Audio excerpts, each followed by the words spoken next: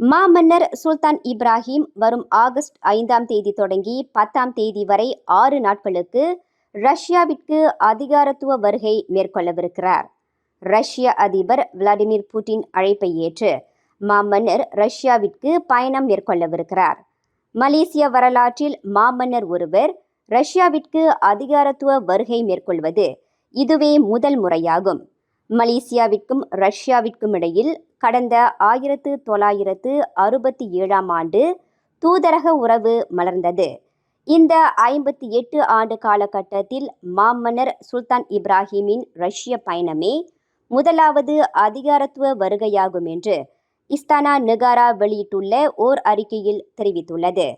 மாமன்னரின் இந்த அதிகாரத்துவ வருகை மலேசியாவிற்கும் ரஷ்யாவிற்கும் இடையிலான இருவழி உறவை மேலும் வலுப்படுத்தும் என்று எதிர்பார்க்கப்படுகிறது.